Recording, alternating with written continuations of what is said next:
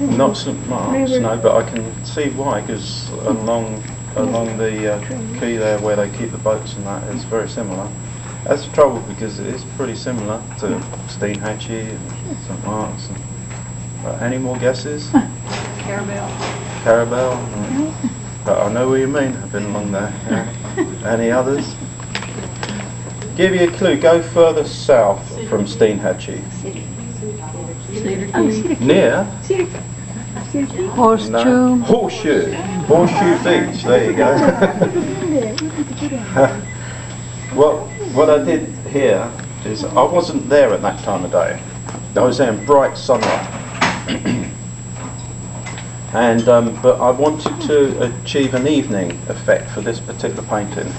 I didn't want to just do the boats exactly as they are with the colours on them and all the rest of it. I wanted to show light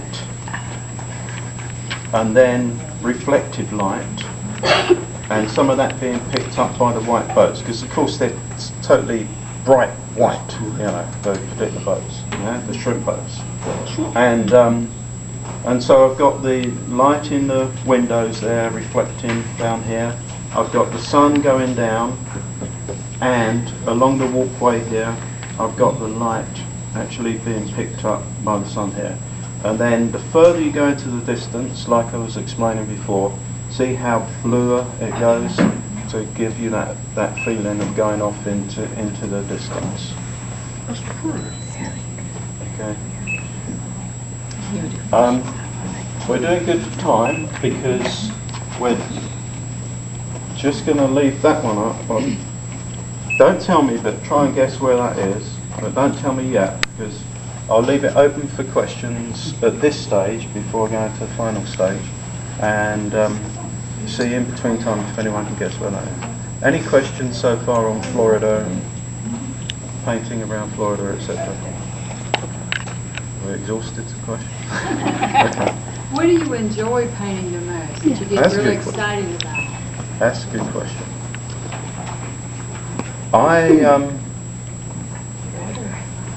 I like something that includes water. It lends itself especially well to transparent watercolour. I like something that includes a dramatic sky. And if it isn't there, I'll make it. That sky wasn't there like that. But I've seen skies like that. That was going to be my question. Do you try to do it exact, or do you, but you just answered it? My interpretation on it. I don't, very rare that I do a strict interpretation of exactly what's there.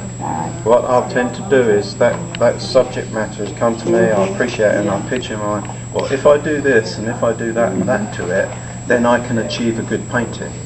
Because as much as I love photography, and my wife does great photography, I'm not trying to achieve a photograph.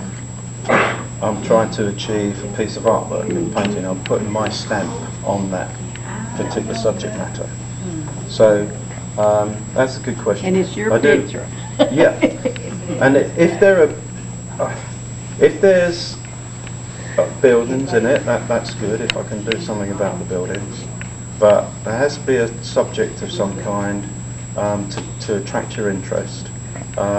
So it might be the birds flying along the river, or a certain group of trees that particularly attracts your attention. Yeah?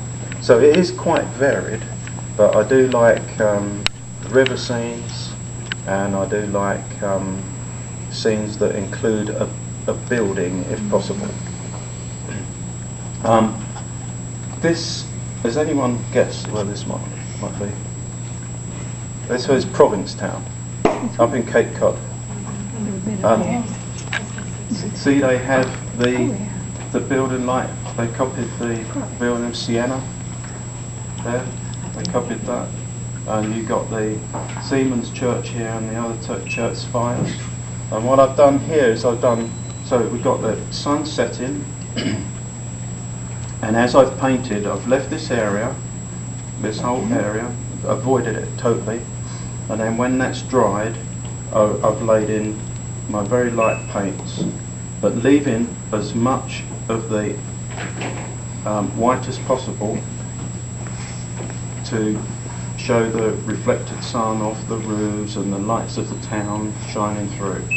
And then when I finish the water, I've lifted that. This colour here, along here, the wet sand, was the very first initial wash that I laid over the painting. Quite a weak yellow wash. I tried to achieve something where you got recognition of the place, so it's impressionistic to some extent, but it's also as much, a bit realistic as well, but not overly realistic, at least it's recognisable.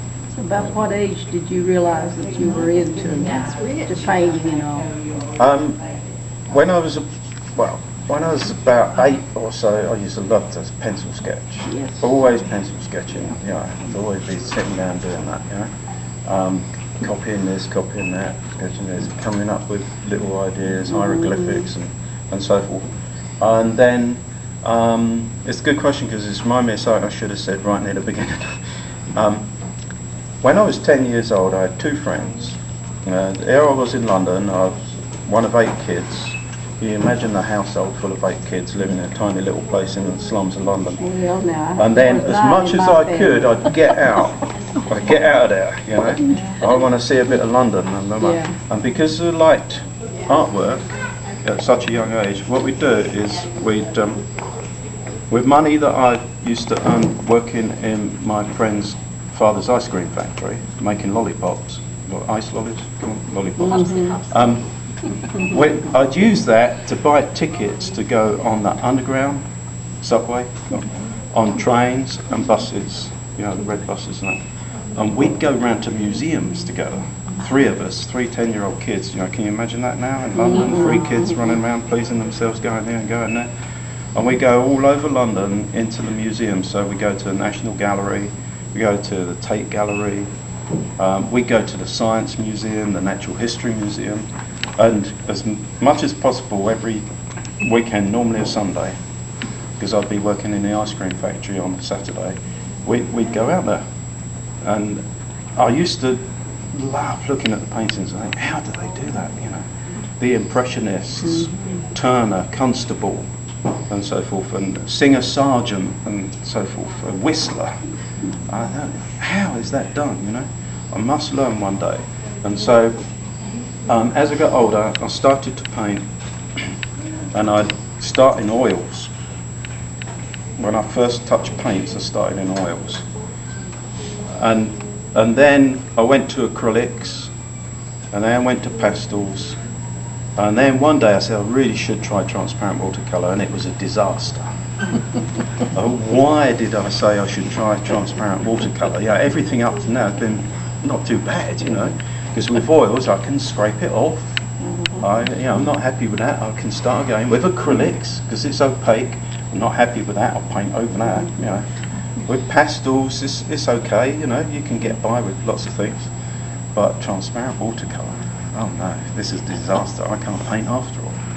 And so, when I was old enough, I said, I will join a few societies. In my 20s, by then, I'd join a few art societies, I'd go and paint with them, and I'd start picking up things. And then I was fortunate enough to get some one-to-one sitting down painting with Dennis Panett, who's a famous painter, and as I showed you as well, eventually with his mother Juliet Panett. And you still have to have that desire within you, of course, to paint and achieve something yourself, but you're learning all the techniques from someone. So lots of the things I've imparted this evening, I might have eventually worked them all out with books and trial and error, but it might have took me 10, 20 goes to achieve that effect. But if I've been sitting with some other people in a society and we're all painting a scene and we're all looking at what each other's doing and sharing information, which you find with artists, they're all happy to impart information to each other, If you read that through history all the time, they will swap ideas and so forth. And so I would do that, and I'd pick it up from there and learn the techniques and then practice, just like music. plays classical guitar, and if you don't practice, it's going to be terrible. You know, you can hear it. That's terrible. And if you don't practice on painting, you're going to see it. So that's how it all happened, you know. And I'm still practicing.